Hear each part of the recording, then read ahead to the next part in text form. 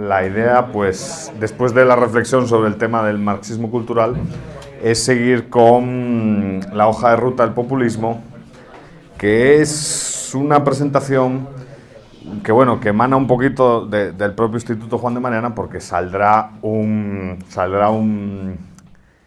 informe alrededor de esto, y bueno, un poco lo que se pretende es comunicar a la ciudadanía un concepto claro de populismo, ¿no? Para que un poco como ciudadanos se tengan herramientas para diferenciar qué es, qué no es, qué representa una verdadera amenaza, que, bueno, cualquier político es una amenaza en sí mismo, ¿no? Pero en realidad, ¿qué grado de intensidad hay en la amenaza, ¿no? Esa es la idea, ¿no? El resumen es este, básicamente. El problema de la definición, que de verdad es un problema para la disciplina, definir con claridad qué es el populismo y, obviamente, comunicarlo, ¿verdad? En segundo lugar, las características que se pueden detectar del proceso populista, los muchos populismos, porque al final todos somos conscientes y creo que se ha visto en la pasada sesión que esto no es una cuestión de izquierda o de derecha, las características que todo populismo posee y dudas, porque sí hay dudas, obviamente, sobre el origen, aunque voy a lanzar unas ideas, hay dudas sobre cómo resolverlo, aunque se lanzarán ideas, pero es un campo, el del análisis del populismo, complicado, porque el concepto es muy escurridizo, ¿no? Y generalmente todo potencialmente es populista, y claro, precisamente como todo potencialmente es populista, se utiliza arbitrariamente el concepto, ¿no? Generalmente es populista aquel que no nos gusta. Entonces, eso puede tener problemas, ¿no? Puede tener problemas. Ahora, como ya más o menos habíamos, bueno, analizado un poquito en clave general, sí es cierto que hay una serie de rasgos que incentivan el desarrollo de lo que yo creo más peligroso es un régimen populista, porque al final de lo que tendríamos que preocuparnos es de la amenaza del régimen, no tanto de que un político sea populista, ¿no? Insatisfacciones es uno de los ingredientes. Como dice Rubnik, al final todo populista hace usufructo del descontento. El tema de la democracia, porque efectivamente los populistas son demócratas, los líderes que llegan a el poder por un golpe de Estado no se llaman populistas, se llaman dictadores, ¿no? Entonces, al final, ahí hay que establecer una clara diferencia. Una cosa es un dictador, agarro las armas, copo el poder un poco por la fuerza. Otra cosa es un líder populista que se supone posee apoyo de la base electoral, de la mayoría, ¿no? Entonces, sí es cierto que la literatura sí tiene bastante claro que el origen del populismo es un origen de naturaleza electiva. Y el personalismo suele tener un marcado carácter personalista y de facto parece que hay consenso en todos los que estudian este fenómeno en señalar que, bueno, sin liderazgo carismático pues es difícil que haya populismo, ¿no? O sea, así echando una broma, Rajoy, carisma no tiene. Será buen político, pero así carisma para que te movilices por él y tal, es bastante difícil. Los líderes populistas suelen ser muy carismáticos, ¿no? Y suelen ser atractivos, ¿no? O sea, el perfil como político, ¿no? Esto es una cosa, bueno, quizás muy académica y quizás es bueno pasar rápido por ello, ¿no? Este desajuste, claro, es por la pantalla que no llega al final, pero bueno. La idea es, históricamente, la disciplina ha desarrollado como dos vías para estudiar el populismo.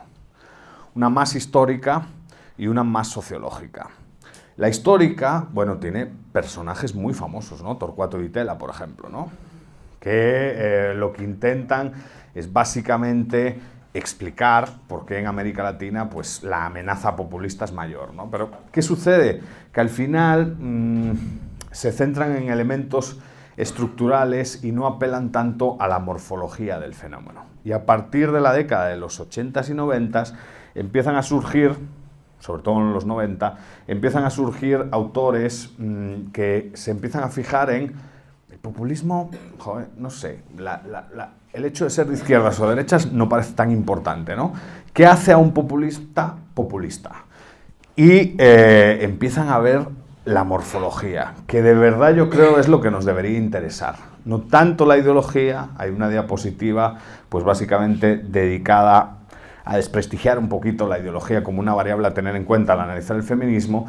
En lo que se centran algunos especialistas es en la morfología. ¿Qué rasgos hacen del populista un verdadero populista y por ello una amenaza? Porque lo que está claro en las dinámicas de transición, una vez el populismo toma el poder, es que se va edificando como una especie de régimen híbrido, ¿no? O sea, esa democracia que protegía de manera precaria la estructura de derechos y libertades va como degenerando, ¿no? O sea, empiezan a existir amenazas a la libertad de expresión, empiezan a dificultarse, por ejemplo, libertades como la de asociación o movilidad, empieza a relativizarse la estructura de derechos, ¿no?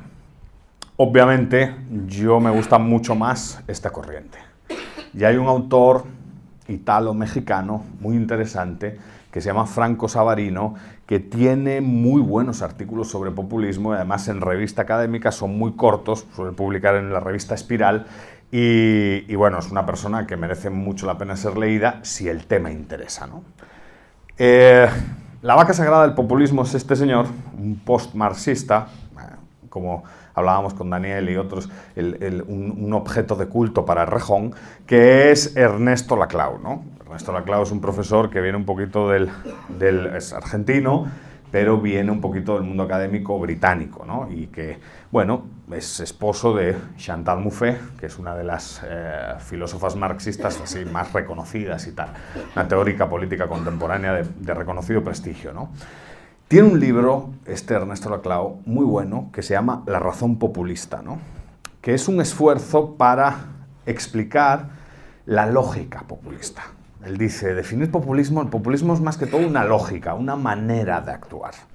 Y esa manera de actuar tiene una serie de rasgos que podemos identificar y que obviamente, bueno, si lo podemos identificar, nos podemos prevenir contra la amenaza o fomentar la amenaza, ¿no? Es interesante porque en la obra de Ernesto Laclau, y yo no estoy a favor de su obra enteramente, estoy a favor del trabajo conceptual, en su obra hay una defensa del populismo. O sea, el tipo cree que el populismo es bueno, porque el populismo en realidad canaliza demandas insatisfechas dentro del sistema y pone, digamos, al frente del sistema a personas que estaban marginadas y excluidas por el sistema. Entonces, en cierto sentido, subyace una defensa, ¿no? Entonces, en este parrafito, aunque el libro está plagado de buenos párrafos, es un buen texto, este de La razón populista, se ven los rasgos del populismo. En primer lugar, se separa de toda ideología. Es una lógica política que en realidad la ideología que es un ingrediente instrumental. Unos van a apelar a la derecha, otros van a apelar a la izquierda, depende de la coyuntura, depende del ambiente en el que me quiera mover. La ideología no es tan relevante. Dos, es impreciso.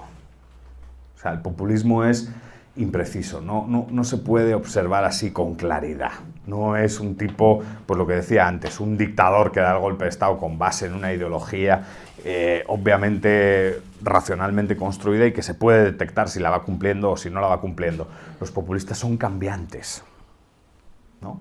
Y luego, lo que sí está claro es que se intentan colar aprovechando ventanas de oportunidad. Un líder populista siempre se va a aprovechar de una ventana de oportunidad. Y en cierto sentido, esto es muy interesante porque muchas veces el populismo es el final del camino, no el principio. Muchas veces la gente piensa, joder, qué drama que Venezuela haya sufrido lo de Chávez. Bueno, probablemente Chávez sea la mayor expresión y evidencia de que el sistema venezolano funcionaba mal.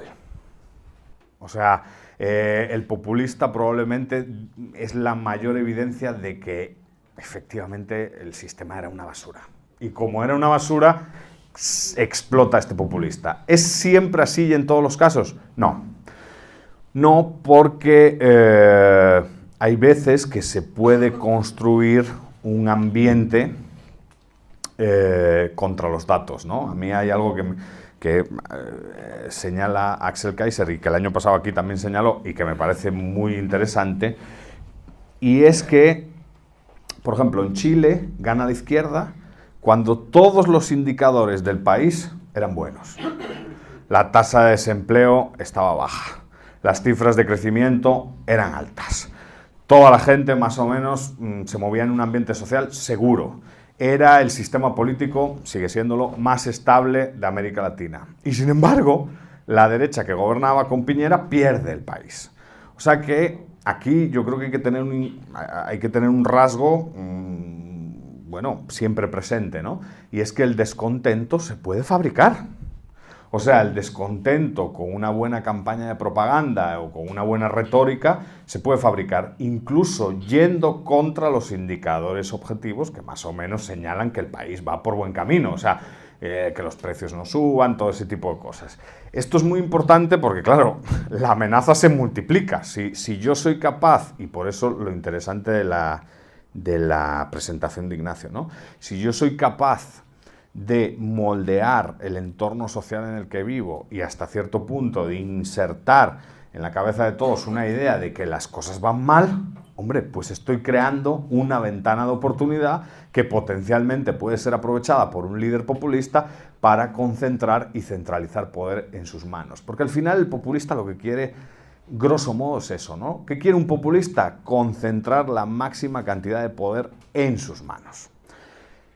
En cierto sentido, modificando la estructura institucional que le ha aupado al poder. Y esto es la paradoja, ¿no? Al final, lo que hago es aprovecharme de las herramientas de la democracia para destruirla y convertir el sistema en un régimen más o menos autoritario.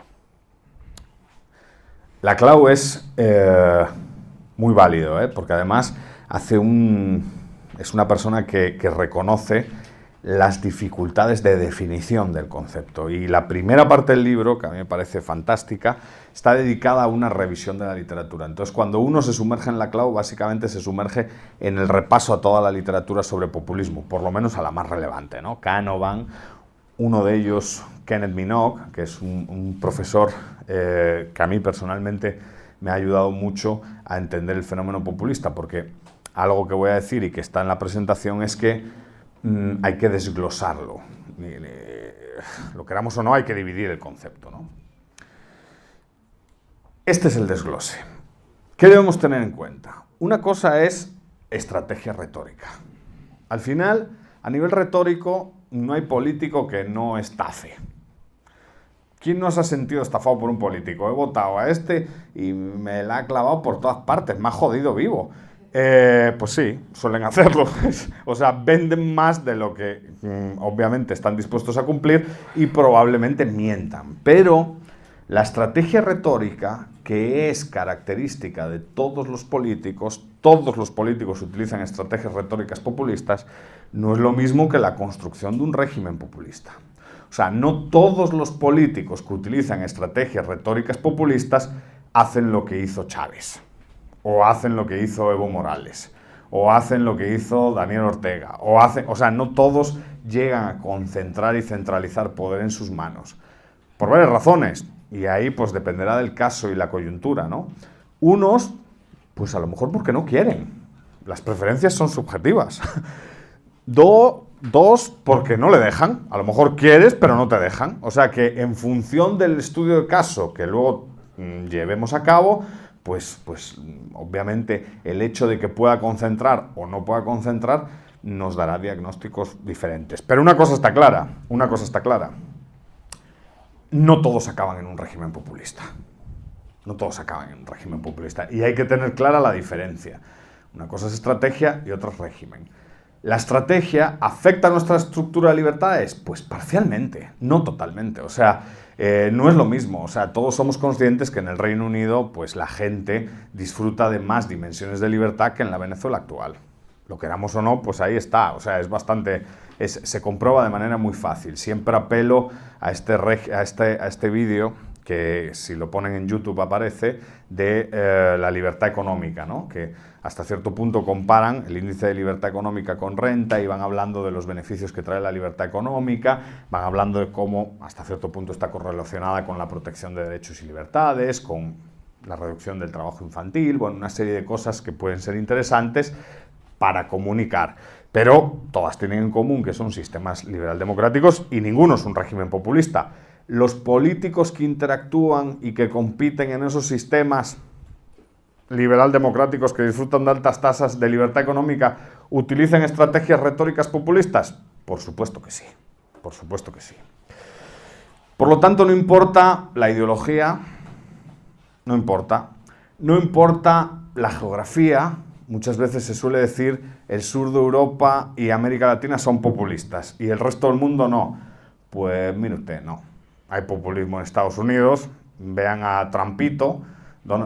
Trumpito es un profesional del populismo y de la venta así excesiva de mensajes incoherentes, etc. Austria ha sufrido amenazas populistas, Holanda con Pim Fortuyn ha sufrido amenazas populistas, gente que quería fortalecer el rol del poder ejecutivo para imponer sus ideas un poco por la fuerza, qué sé yo, estamos de una forma u otra condenados a tener esa amenaza independientemente de la geografía en la que vivamos. La cultura, que es otro rasgo que siempre se utiliza, ¿no? El tema del determinismo cultural, como que hay culturas más chungas que otras, ¿no? Pues generalmente la literatura tiene un acuerdo en que la cultura tampoco es una variable determinante. Se puede discutir, pero eso de que sea determinista la relación, pues bastante difícil, ¿no? Y la base sociológica tampoco, porque lo que se observa es que muchas veces el populismo apela a los pobres. Y a lo mejor, pues bueno, en el caso de Evo Morales o en el caso de el comandante, sí se apeló a los pobres, pero en otros casos no. Los partidos de extrema derecha que más o menos juegan en los sistemas políticos europeos, que son partidos ultraxenófobos, apelan a las clases medias, no estrictamente a los pobres. Y dicen, nuestro sistema de vida está amenazado por toda esta morralla migratoria que nos llega y, bueno, ni modo, hay que parar esto, ¿no? Entonces, en cierto sentido, la base sociológica para entender el fenómeno populista no es tan relevante.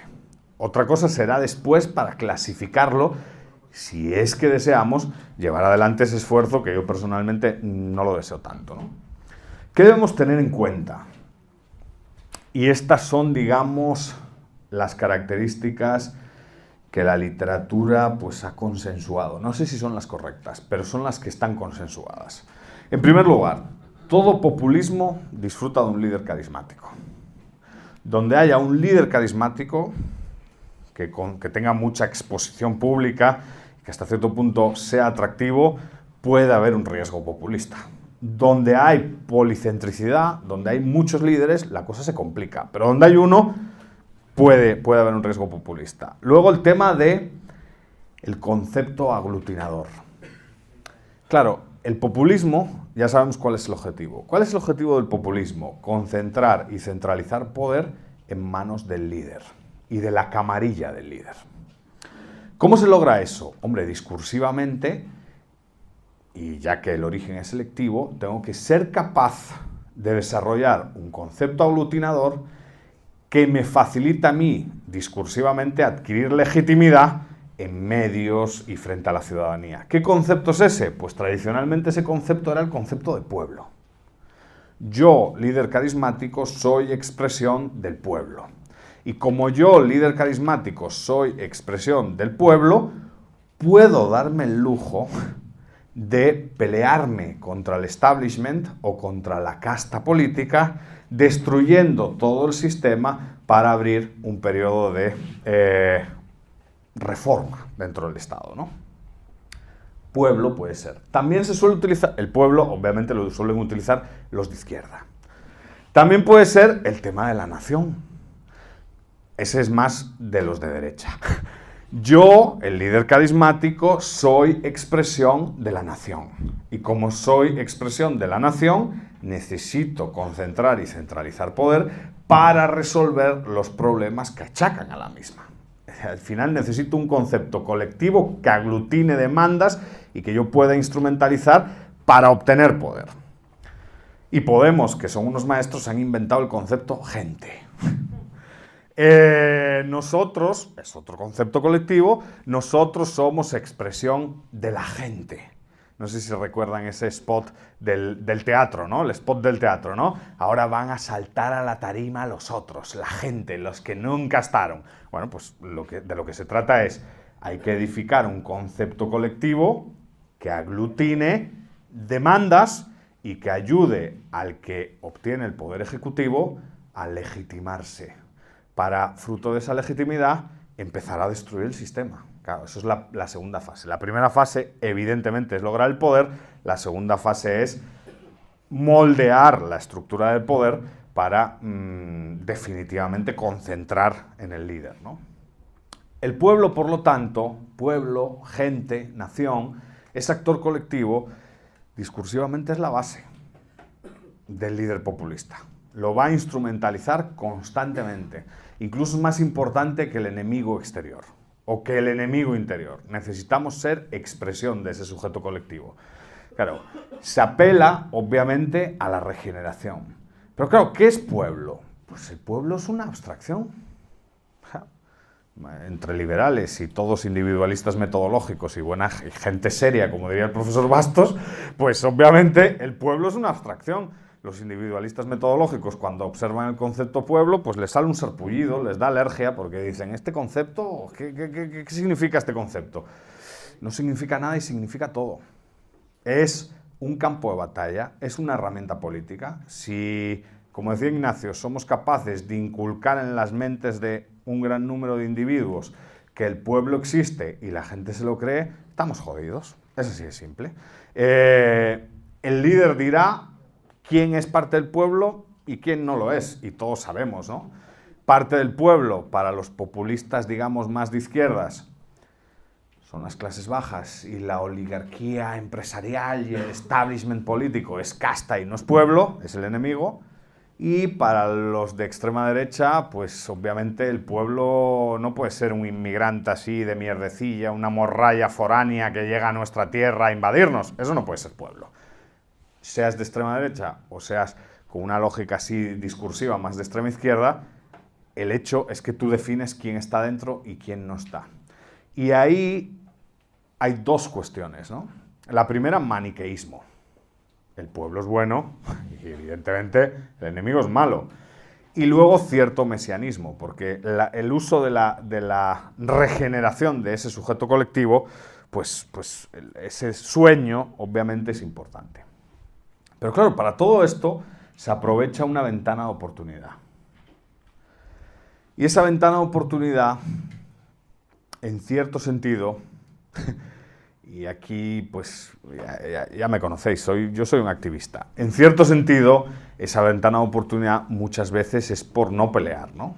Otra cosa que señalaba Ignacio en la sesión era, joder, los microespacios hay que defenderlos. Que estoy en una boda y veo que no paran de fomentar un discurso, pues ese microespacio por lo menos peleémoslo. Cada uno a su nivel, ¿no? Unos pelean en las altas esferas, en la tele, en los medios, en tal, otros en el microespacio. Pero la cuestión es que todos contribuyen a desplazar el centro y todos contribuyen a cambiar, eso que el profesor Bastos también reflexionó sobre ello, el imaginario social donde nos toca vivir. Porque toda vida comunitaria disfruta de cierto imaginario social, ¿no? Esa ansia, esa insatisfacción, esa desafección, definitivamente incentivan el ascenso de un líder populista. Cuando hay crisis, y ya vimos que puede haber muchos tipos de crisis, no estamos hablando solo de crisis económicas, cuando hay crisis, un flujo migratorio que por la coyuntura de turno sea descontrolado y altera el ritmo de vida cotidiano de los locales, o una crisis económica que provoca altos niveles de desempleo, si el sistema es abierto, es muy probable que haya una amenaza populista. Es muy probable que haya una amenaza populista. Por eso la batalla al final es de día a día, ¿no? ¿Cómo es la lógica? Pues la lógica es así. Lo primero es el ambiente político y social. Obviamente, ese ambiente político y social tiene que estar caracterizado por una insatisfacción. Lo segundo es el surgimiento de un liderazgo carismático. Ese líder carismático definitivamente utilizará un discurso polarizante. Tiene que polarizar, tiene que aumentar la distancia ideológica entre el nosotros y el ellos. Y si triunfa, otra cosa es que se le deje triunfar, pero si triunfa, va a intentar una progresiva, en unos casos lenta, en otros casos rapidísima. El caso de Venezuela es un delirio, porque en 16 años el país cambia, ¿no? No, como decía un amigo mío, cambia a 360 grados. No, si cambia a 360, se queda en el mismo sitio, cambia a 180 grados. Cambia a 180 grados y obviamente se convierte en un régimen autoritario, ¿no? Entonces, en ese sentido, esa sería un poco la dinámica, ¿cómo decirlo?, de degeneración del sistema. El sistema tiende a ir progresivamente degenerando, va perdiendo el compromiso con la estructura de derechos y libertades, que ya digo, suele ser precaria en la mayoría de países. ¿Cómo se suele concentrar el poder? Pues en los sistemas actuales, pues de una manera muy fácil, hay que cambiar la Constitución. No hay otro mecanismo. El cambio de la Constitución suele ser la herramienta que estos líderes, una vez en el poder, utilizan para fortalecerse. No es casualidad que haya habido cambios constitucionales en Bolivia, que haya habido cambios constitucionales en Venezuela, que haya habido cambios constitucionales en Ecuador. O sea, no es casualidad, hay un patrón, tiene que haberlo, hay un patrón. ¿En Europa no ha habido eso? No. ¿Por qué? Pues porque aquí no han podido. O sea, al final, bueno, el caso búlgaro, ¿no? Húngaro, pero al final, en general, es bastante complicado. La Le Pen está ahí, pero no llega. Los italianos han intentado, pues eso, ser parte del gobierno hace años de Berlusconi con Liga Norte y todo eso, pero tampoco han podido. O sea, claro. Sí, claro. Ahora igual sí, porque Italia es uno de los países con más amenaza, Alianza Nacional, Liga Norte, ahí la extrema derecha tiene mucha fuerza. Pero el punto es, todavía no han podido. En América Latina como que el camino fue más fácil, ¿no? Las reformas constitucionales favorecen ¿a quién? Pues por lógica, si de lo que se trata es de concentrar y centralizar poder, suelen ser reformas para potenciar el rol del poder ejecutivo dentro del sistema. De lo que se trata es de fortalecer el rol del poder ejecutivo. Los efectos de un régimen populista, si es que tiene éxito, que no tiene por qué tener éxito. Concentración en el líder carismático, debilitamiento de las instituciones paralelas, si no queréis decir democráticas, aunque ayer todos pecasteis de demócratas. ¿Cómo resolvemos el dilema? Votando. Claro. Pero el debilitamiento de las instituciones democráticas y el tema de la mutación. El sistema deja de ser lo que era para ser otra cosa. Claro.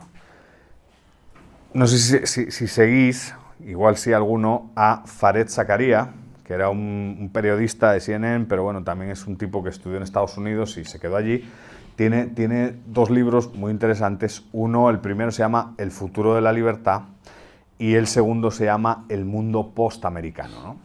Y en El futuro de la libertad dice que, es un libro de 2001, básicamente señala, se observa en el planeta una tendencia, fruto de la crisis de la democracia liberal, a mutar a democracias iliberales. O sea, los sistemas se están volviendo iliberales.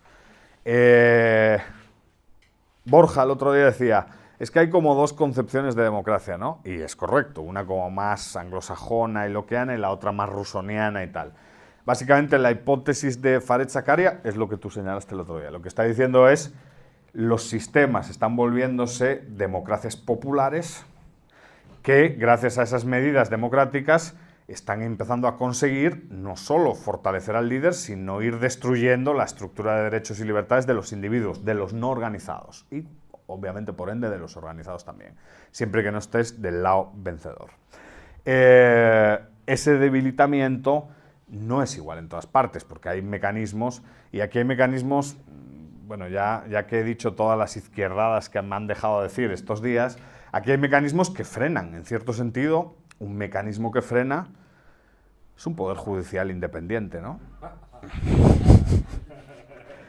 Cuando los jueces se eligen a sí mismos, sean politizados o no, frenan al establishment político parcialmente. Otro mecanismo, este todavía es el mejor, este todavía te va a gustar más, Joaquín. Burocracia. No, pero bueno, sobre la burocracia hay duda, ¿no? Pero la idea es, de lo que se trata es de evitar no llegar a esto, ¿no? A un régimen autoritario. Alguien puede decir, bueno, en Europa eso es inviable. Yo no creo que sea inviable. Desgraciadamente yo no creo que sea inviable. Yo me acuerdo que cuando estudiaba políticas, los profesores de sistemas políticos latinoamericanos decían, en América Latina hay 3, 4 democracias de calidad. Uruguay, Costa Rica, Chile, que está mejorando su posición y tal, bueno, en la década de los 90 y estaba, pero iba bien, y Venezuela.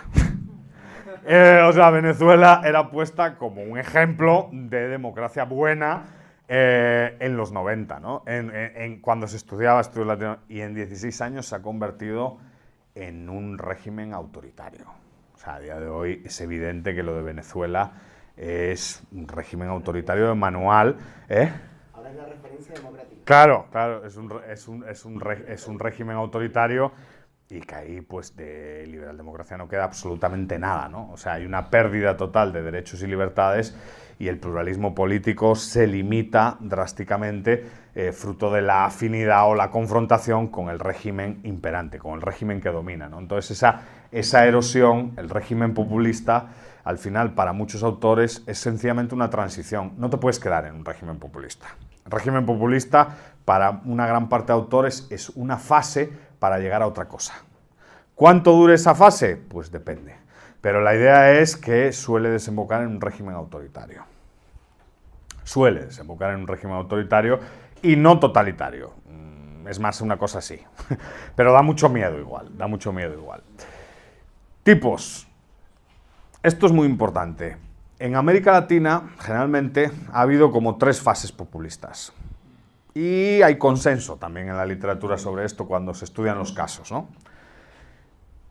Un populismo histórico que hace referencia, pues, a 2 líderes que son ultra reconocidos, ¿no?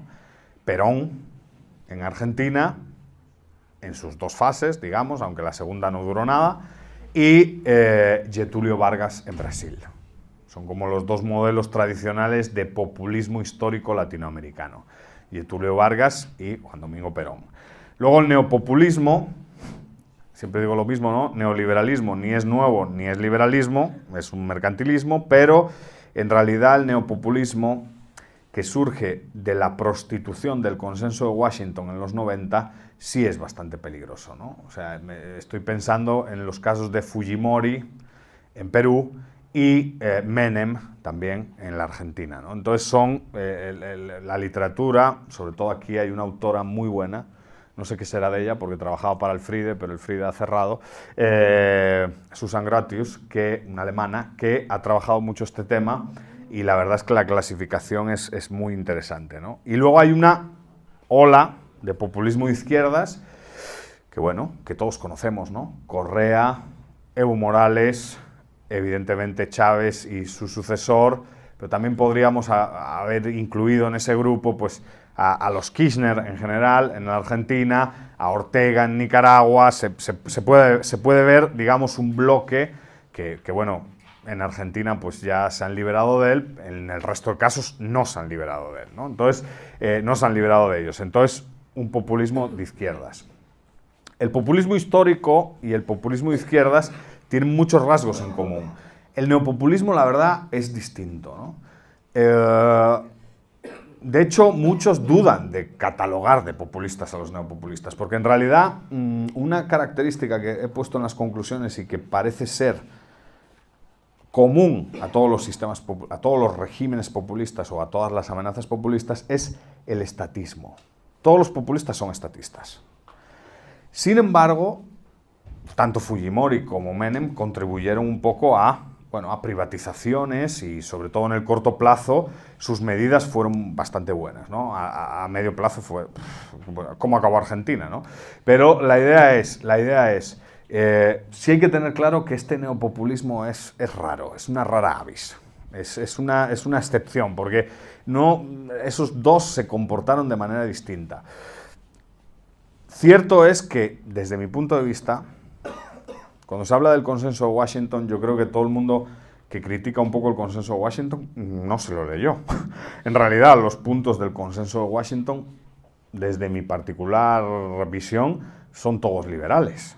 Lo que pasa es que una vez ese modelo se traslada y se aplica a las realidades nacionales, lo que hace es prostituirse de forma obscena, ¿no? Básicamente lo que hubo en América Latina, desde mi punto de vista, en muchos casos no fueron privatizaciones, fueron regalos de empresas a determinados intereses privados para que esos intereses privados, en régimen de monopolio, proveyesen el servicio. Entonces ahí eso no es una privatización, eso es un chiringuito, ¿no? Porque al final estás trasladando un privilegio que antes era del Estado a una entidad privada, ¿no? El caso cliché es Slim, ¿no? México, ¿no? Pero es verdad que no comparten los rasgos, Y en Europa, pues hay más pluralismo. Al principio solo había estos de abajito, una Le Pen, un Liga Nord. Podemos hablar sobre UKIP, que está de moda y que la literatura clasifica como populista. Yo creo que no es populista.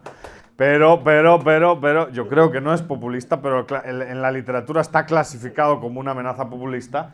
Se puede discutir. Y en la izquierda, pues Syriza es el caso cliché. Hay bastante literatura, aunque el fenómeno sea joven, hecho por bastantes académicos sobre Syriza y sobre todo sobre Tsipras, que al parecer, bueno, ahora ya no es tanta amenaza quizás, pero hubo un momento que sí lo era.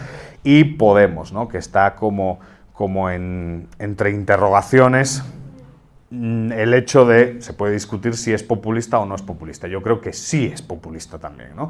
Y que sí tienen bastante claro cómo vender al líder carismático, la cara de Pablo Iglesias mirando al infinito en la anterior campaña, cómo concentrar y centralizar poder, el hecho del pacto con el Partido Socialista, lo que querían, es muy interesante qué pidieron, ¿no?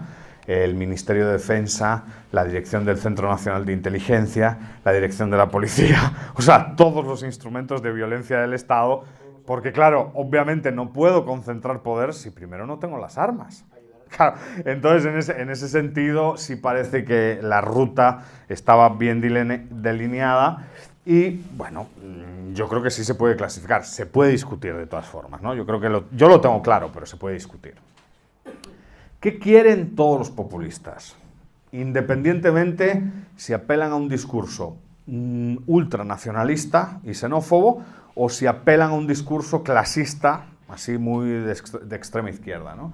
En primer lugar, una reforma radical de la estructura institucional.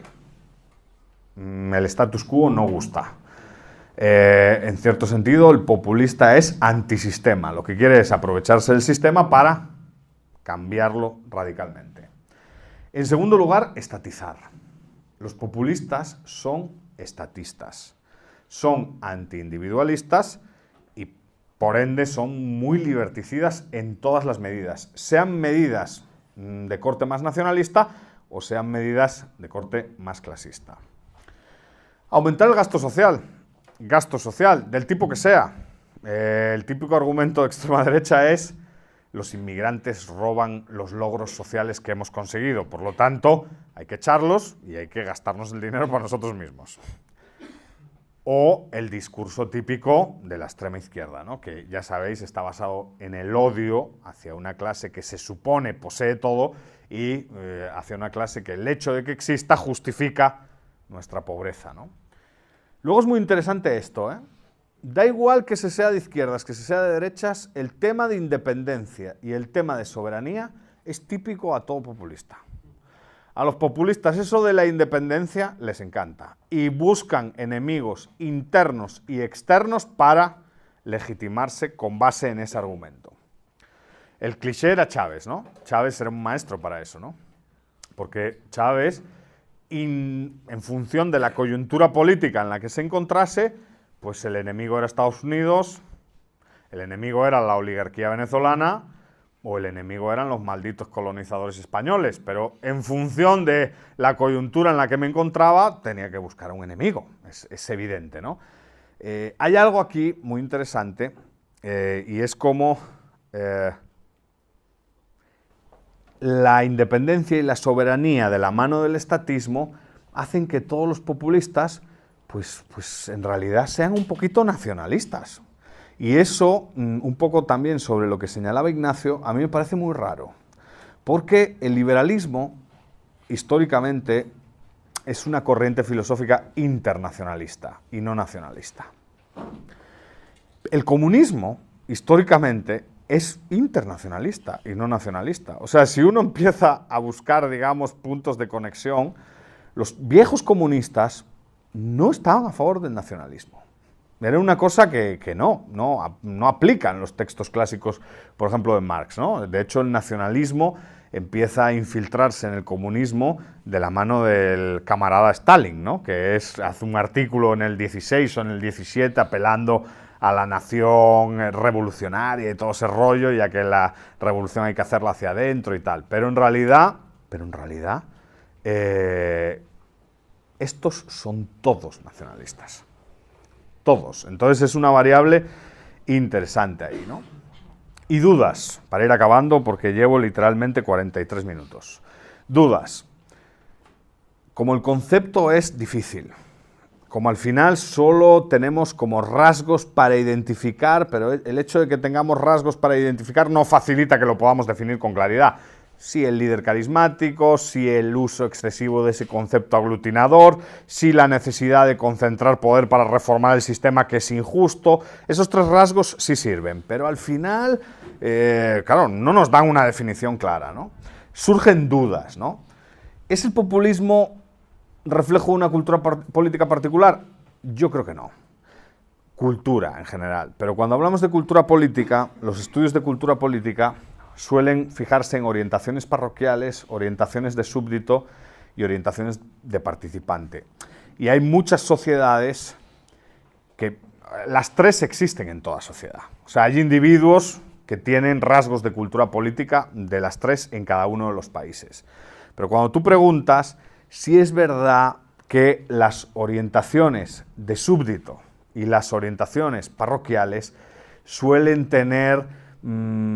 ser más proclives a sufrir una amenaza populista en caso de crisis. ¿Refleja el populismo el fracaso de la democracia liberal? Yo creo que sí. O sea, si entiendo el populismo como el final del camino, el líder populista con su triunfo lo que evidencia es el fracaso absoluto del sistema que le ha upado al poder. Entonces, en ese sentido, yo creo que hay que tener claro que cuando un líder populista llega, lo que evidencia simplemente con su ascenso es la total pérdida de legitimidad por parte del sistema imperante. Entonces es una cosa muy dramática, ¿no? Y luego, ¿es el presidencialismo un sistema que fomenta el populismo? Se ha acusado mucho, ¿no? Como América Latina ha tenido en los últimos años, durante la segunda mitad del siglo XX, como más amenazas, se ha hecho la fácil correlación, ¿no? Constitucionalmente los sistemas presidenciales sufren de mayores amenazas populistas que los sistemas parlamentarios. Entonces probablemente el presidencialismo incentiva el populismo. ¿Es eso cierto? No lo sé. No lo sé.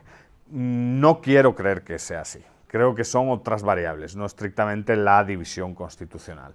Sea como fuere, el populismo es un tema que a pesar de su vaguedad debería preocuparnos y que a pesar de su vaguedad deberíamos ser capaces de comunicar 2, 3 rasgos a nuestro núcleo cercano para que reflexionase y pudiese anticipar la llegada de un líder populista, ¿no? Yo creo que con Pablo Iglesias se ha visto bastante bien que la amenaza puede existir en España. España y Portugal son los dos únicos países en la Unión Europea que no tienen partidos de extrema derecha que puedan ascender con discursos así ultraxenófobos y tal. Es una paradoja Bueno, una paradoja, no es una paradoja, es un dato que hay que tener en cuenta, pero por el lado de la izquierda sí existe Podemos, ¿no? Entonces, ver cómo trabajan, ver cómo construyen imagen, ver cómo concentran y centralizan poder adentro del partido, ver cómo cuando pactan y juegan políticamente tienen una agenda claramente delimitada que hace referencia a la captura, digamos, de las fuerzas y cuerpos de seguridad del Estado. Esos pequeños rasgos nos pueden ayudar a detectar y a explicar que, bueno, que definitivamente con Podemos puede existir potencialmente, si el sistema le deja, una amenaza populista y, por ende, una amenaza a nuestra estructura de derechos y libertades. Con esto acabo la presentación. Muchas gracias. 45 minutos y preguntas.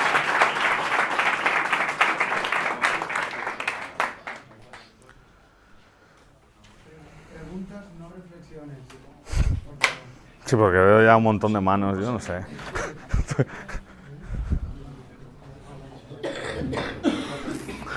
El aire, está el aire. Muy buenas. Muy interesante la charla. Quería comentarle dos puntos sobre Podemos por si los podía analizar. Como buenos populistas de izquierdas, ellos han apelado a los pobres muy a menudo, pero sin embargo, en las encuestas sobre los segmentos de población que los votan, se ve que mayoritariamente obtienen votos de las rentas altas.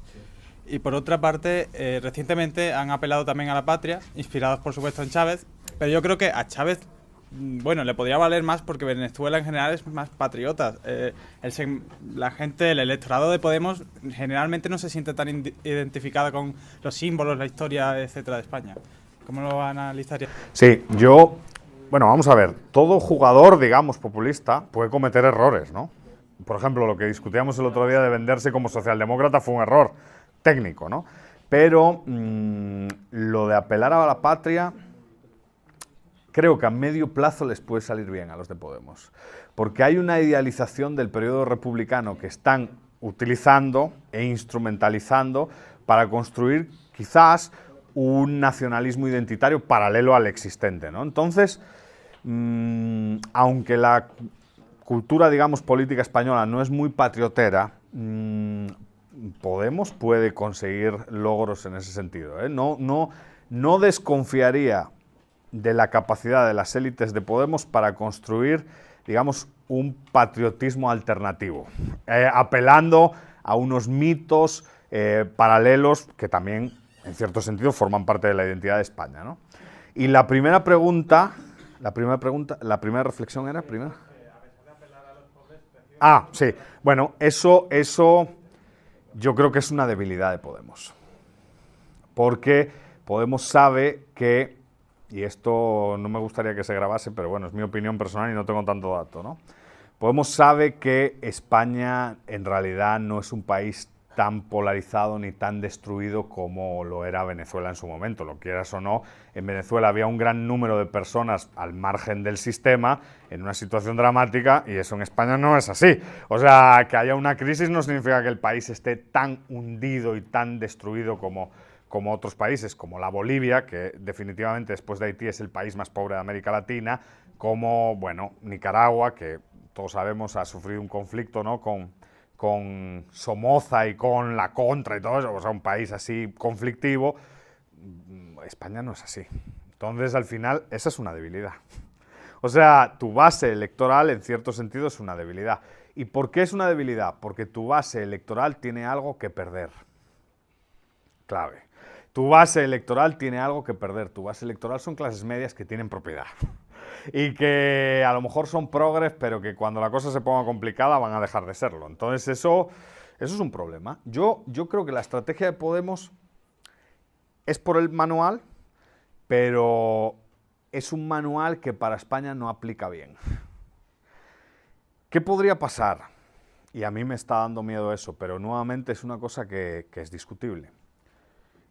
Estas ideas de Podemos de policías de barrio, ciudadanos, de jurados de barrio, ciudadanos, eso ya sí empieza a dar miedo, ¿eh?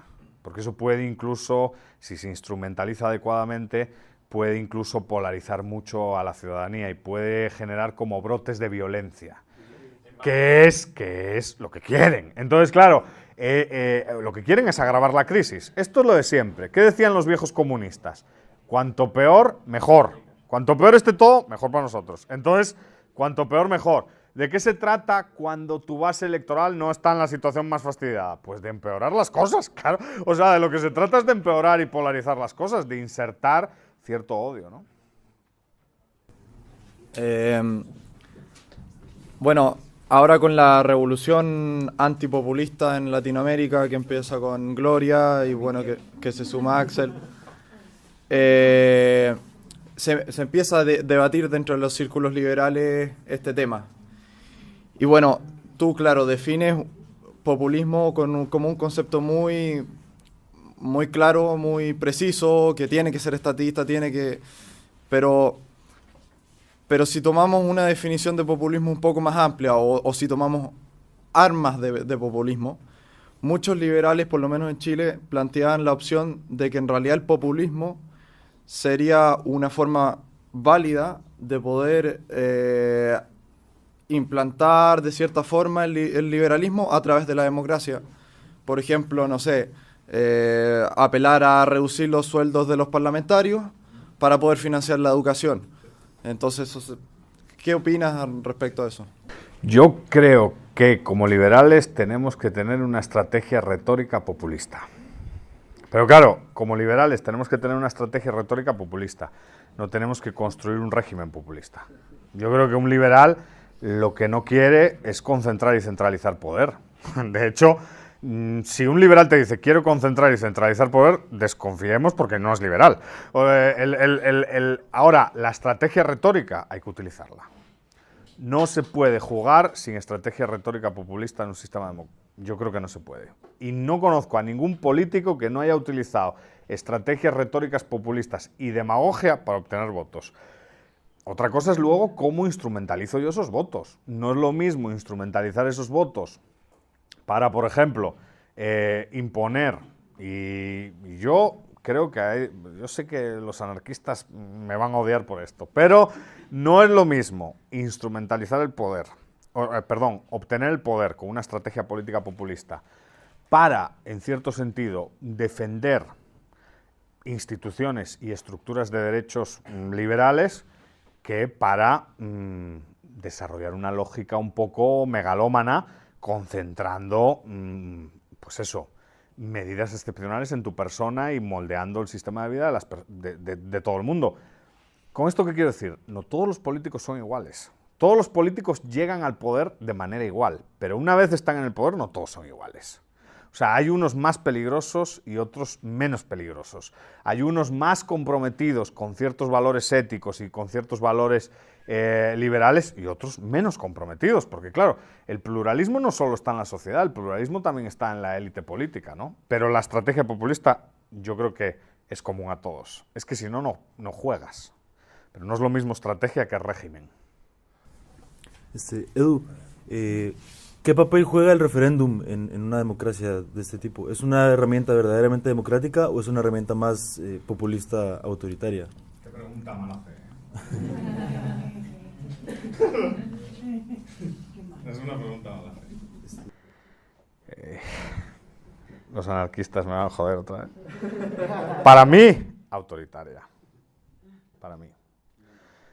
Para mí, el referéndum es, para mí, más utilizado por líderes populistas y protoautoritarios que por demócratas. Pero yo sé la respuesta de la oposición. La oposición va a decir, pero ese establishment lo único que quiere es protegerse, por eso no quiere el referéndum.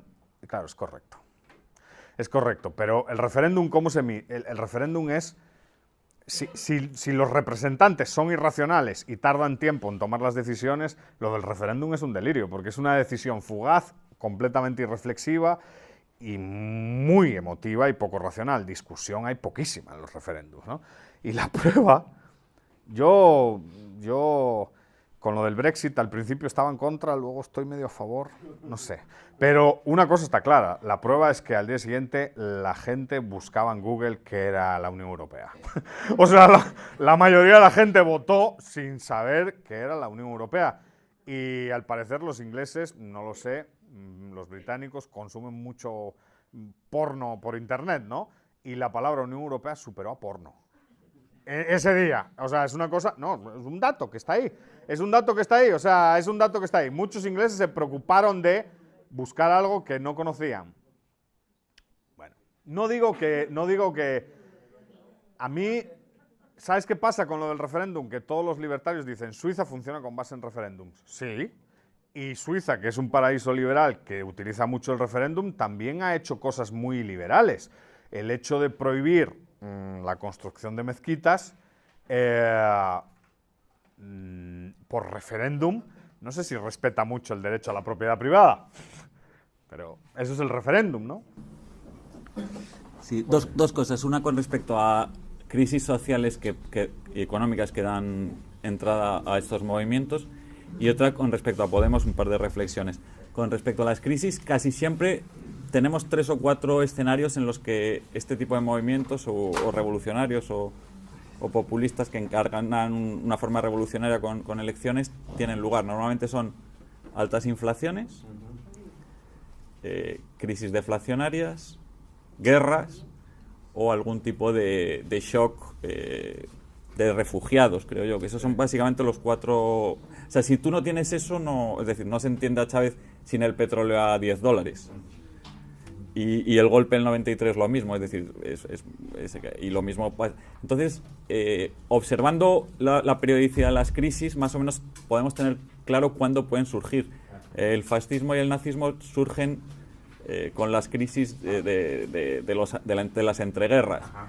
La de los años 70, que bueno, el mayo del 68 y algunos otros movimientos similares, con la guerra de Vietnam y también con la inflación. Y ahora tenemos esta última corriente. Pero si vas a los países, los shocks que van sufriendo cada uno de ellos lo explica especialmente en Latinoamérica.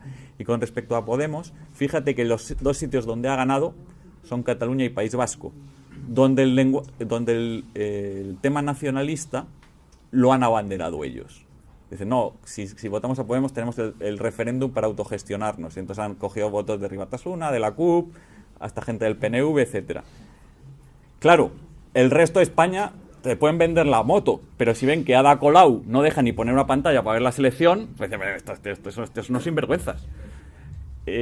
Y la base, aparte de los funcionarios y los progres de toda la vida comunistas, son los jóvenes, que desde ese punto de vista son los que menos, o sea, más marginados están. 50% de paro, no tienes la renta básica, no sé qué, y ahí es donde han metido la burra. Una ventaja que tenemos nosotros es que la pirámide poblacional va en sentido inverso, con lo que ahí tenemos los de las derechas ahí de las pensiones ahí como auténtica reserva espiritual. Los que tienen mucho que perder. Claro. Los que tienen mucho que perder. Yo, sobre el tema del nacionalismo, es que Podemos... No sé, yo he visto discursos de Pablo Iglesias, esto de no sin vosotros y tal. O sea, fomenta la tensión periférica, pero al mismo tiempo tiene una tensión centrípeta, ¿no? O sea... Sí da mucho el pego del típico tío de nacionalista a la derecha, parpistoide, y además con un Perón, y luego aquí a las masas y tal. Pero ya los otros yo creo que no. Sí, son más... tolerarían más, sí. No, estoy de acuerdo. Y lo de las crisis sí se ve ese ciclo, digamos, ¿no? Al final es un ciclo político fruto de la crisis. Bueno, yo solo 2 comentarios sobre Podemos. Si queréis saber más o menos lo que tú dices, el proceso que siguen todos los populistas para llegar al poder y concentrar el poder, uno de los primeros pasos que dan es la Constitución. Y eso viene por el Foro de Sao Paulo y el orden que le dan. Y de hecho la Constitución fue escrita allí, no fue escrita por Chávez y el pueblo, ¿no? ¿Quién en Podemos es el encargado del proceso constituyente? ¿Quién es esa persona? Justamente él, ¿no? Y luego, los autoritarios sí les gustan los regímenes presidencialistas. Lo hemos visto en toda Sudamérica, pero donde no lo hay también les gusta. De hecho, Pablo Iglesias, hay una pregunta que le hacen y dicen, no, es que Venezuela es un régimen presidencialista, que a mí no me importaría que España fuese presidencialista. Dice, no, claro que no te importaría, ¿no? Te encantaría, te lo adorarías, sería lo mejor. Y ahora, una pregunta que dice que los populistas son antisistemas. Los populistas, como dices, si van con la idea populista para luego el sistema limpiarlo y dejarlo todo muy democracia liberal, sigue siendo un sistema, por tanto no son antisistemas. Que es un mejor sistema y que hay más confianza en el sistema, pero sigue siendo un sistema, no es antisistema. Y si eres un populista de los populistas que molan, no son antisistemas, simplemente quieren un sistema más grande y que encima esté todo concentrado en un solo poder. Por tanto, ninguno de los dos es antisistema. Cuando en las noticias dicen los antisistemas están rompiendo a Cataluña, ellos no son antisistemas, ellos quieren implantar su sistema y controlarlos ellos, pero ninguno de ellos es antisistema. Los verdaderos antisistemas son los liberales y los anarcocapitalistas en última instancia. Yo, fíjate, sobre el tema sobre el tema antisistema. Yo digo que son antisistema porque lo que quieren es, claro, destruir el sistema que ha facilitado su ascenso al poder para edificar uno que les perpetúe en el poder. Esa es la esencia. O sea, pero claro, pero para eso hay que ser muy hipócrita, porque lo que te dicen es, este sistema está muy bien, este sistema, y una vez copas el poder, lo que haces es destruirlo, ¿no? Entonces, es una estafa en sí mismo. Esa lógica es una estafa ante muchos electores. Que en algunos casos no es tan estafa. Uno de ellos, el venezolano, ¿no? Porque el juramento de Chávez, ¿no? Juro sobre esta constitución moribunda. Ese sí lo dijo desde el primer día, ¿no? Pero ¿cuántas entrevistas... Claro, ¿cuántas entrevistas hay antes de Chávez diciendo que va a respetar a los empresarios, que va... O sea, hay un juego hipócrita muy potente ahí, ¿no? Claro. Ahora, y sobre lo de Podemos, sí, yo sí veo que Podemos está guiándose, pero ¿sabes qué pasa? En el populismo hay que tener mucho la coyuntura del país. Y lo que no vale es aplicar una fórmula la misma para todos los países. Y ahí está su vía de agua, ahí está su error. Porque ellos no creo que conozcan tan bien España, aunque dicen conocerlo, no creo que conozcan tan bien España. El hecho de la estructura de voto, el hecho de la tensión centrífuga y centrípeta en sus propios votantes. O sea, hay muchos votantes de Podemos que probablemente no estén tan a favor del separatismo y todo eso. O sea, eso todavía no lo controlan tanto y lo que evidencian es que no tienen, digamos, un conocimiento profundo para adaptar su estrategia, ¿no? Están como un poco importando estrategias y eso es un problema. A ver, señor Luña, yo creo que esta conferencia se debería haber llamado la hoja de ruta de la democracia, porque la hoja de ruta de la democracia luego es un poquito más de grado, está toda basado en la mentira y en la compra de votos, o sea que es un poquito más, un poquito menos, así. Y luego también quería ver si conoces el partido este nuevo alemán que ha salido. No lo conozco. El de derechas, dices, ¿no? No lo conozco, no lo estudio a fondo el tema alemán.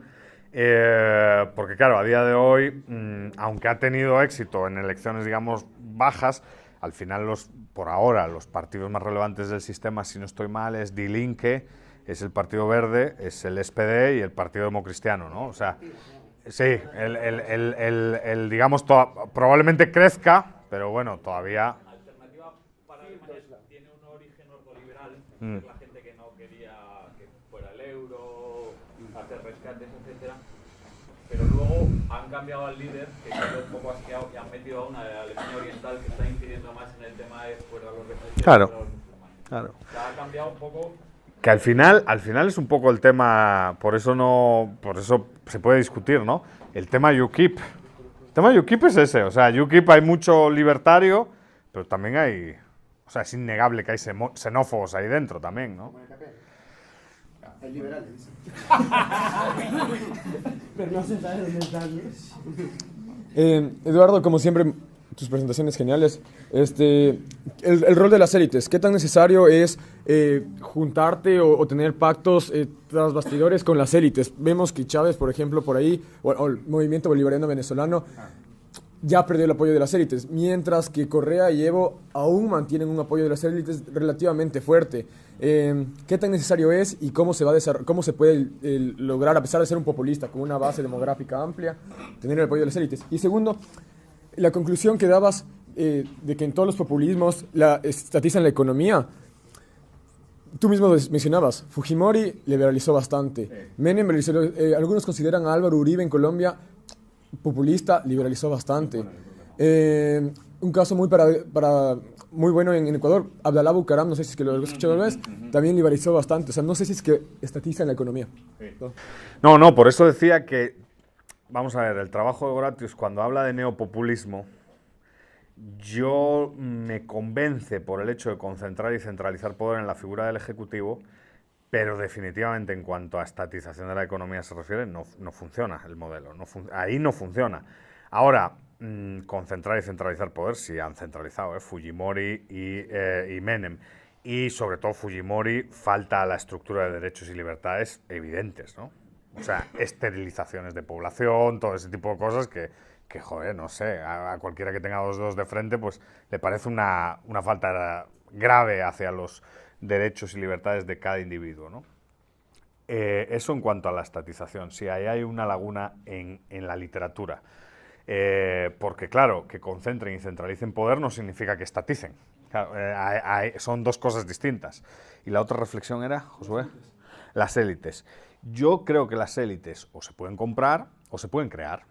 Hay populismos que literalmente han creado una nueva élite que les apoye, ¿no? Básicamente se desplaza a la vieja, se pelea, discursivamente se presenta como una oligarquía que hay que eliminar, pero todo sistema depende de élites. O sea, si nos creemos la ley de hierro de la oligarquía, lo que está claro es que la política se gestiona a través de una camarilla de individuos, ¿no? Que, en este caso, favorecen a un líder y le legitiman en sus pequeños espacios. Pero esa élite, desgraciadamente, se puede crear. Tú puedes cortar la cabeza de la vieja élite y crear una nueva élite, ¿no? ¿Cómo se llama en Venezuela esa nueva élite? Boliburgueses, ¿no? ¿Qué es un boliburgués? Un boliburgués es un señor que por su afinidad política ha ascendido socialmente y probablemente todo lo que ha recibido es resultado de haberle cortado la cabeza a otro o de haber expulsado a otro del sistema, ¿no? ¿Cuántos venezolanos hay en Miami, en Panamá, un poco escapados del sistema? Pero que necesitas una élite, la necesitas. Un gobierno solo no sobrevive. O sea, una persona sola o 15 personas solas no controlan el sistema. Necesitas copar ciertos espacios en el mundo empresarial, en el mundo militar, obviamente, en el mundo también social, cultural, para mantenerte en el poder. Cuando vas perdiendo esos espacios, pues probablemente sufres el riesgo de desaparecer. Ahora, fuerzas y cuerpos de seguridad del Estado es la base. Venezuela es evidencia de eso, ¿no? O sea, al final, quien tiene las armas, joder, es el hierro. El hierro puede mucho, ¿no? Siempre lo dice el profesor Bastos, ¿no? El hierro es el que manda. Yo creo en esa visión. Sí. Aquí. Muchas gracias por la ponencia. Una vez el populista se emponzoña en el poder y comienza a usurpar libertades individuales, ¿qué alternativas tenemos, alternativas de actuación tenemos y cuál sería la menos nociva? Sobre todo esto enfocado al contexto de Venezuela, las alternativas que tiene. Sí, bueno, a nivel, vamos a ver, ¿qué alternativas tenemos? Depende de la coyuntura. Hay sistemas que tienen más anticuerpos, ¿no? Hay un artículo muy interesante de Steven Levitsky, que es un artículo, bueno, quizás el profesor Krause sepa mucho más de esto, ¿no? Es un artículo sobre el caso argentino, ¿no?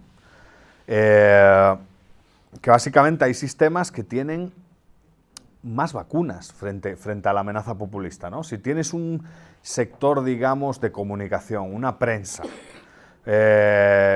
plural, no digo libre, mucha prensa. O sea, si tienes un sector de comunicación en televisión, en radio, en periódicos, muy amplio y muy plural, hombre, tus posibilidades de respuesta ante una amenaza populista suben. Ah, no, cuando ya está concentrado y centralizado el poder, una situación a la venezolana,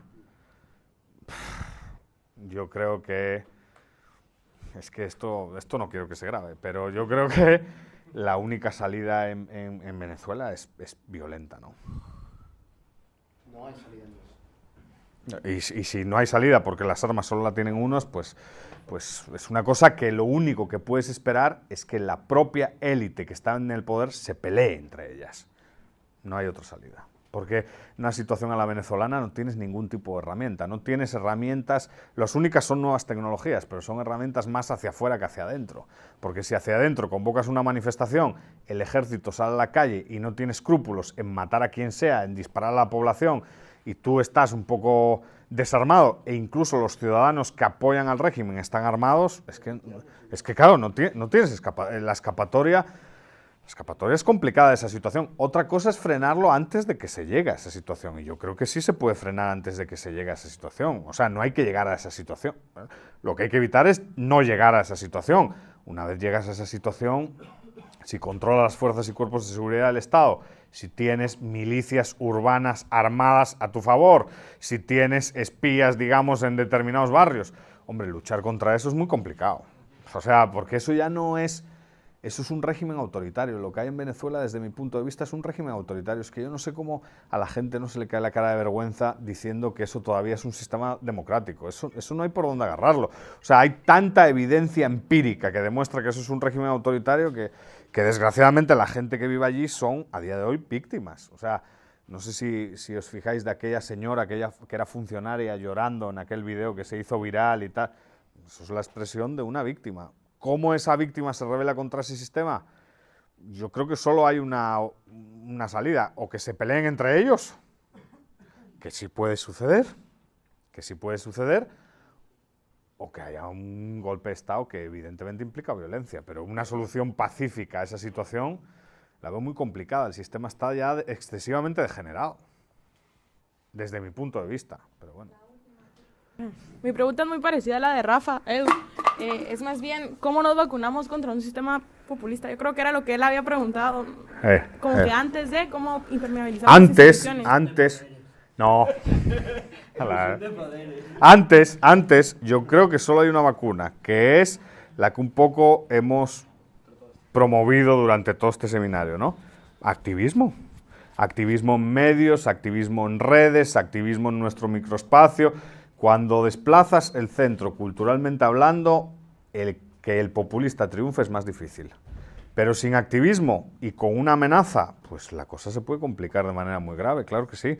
O sea, eso de que estamos vacunados frente a un sistema sin ningún tipo de coste, lo que decían, ¿no? Algunos, ¿no? Es que España no es Venezuela. España, pues es Venezuela. ¿Quién dice que España no es Venezuela?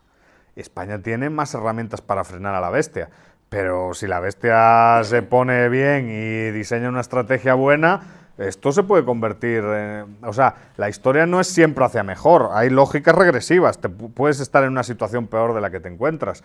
Y si uno no es consciente de eso y hasta cierto punto modula sus acciones para defender los valores en los que cree, pues estamos un poco condenados. Es verdad que un país con mucho pluralismo a nivel de sociedad civil, no a nivel de división de poderes, porque la división de poderes jurídicamente, para mí, sí es un poco ficticia. Pero una cosa es la división de poderes jurídica y otra la social.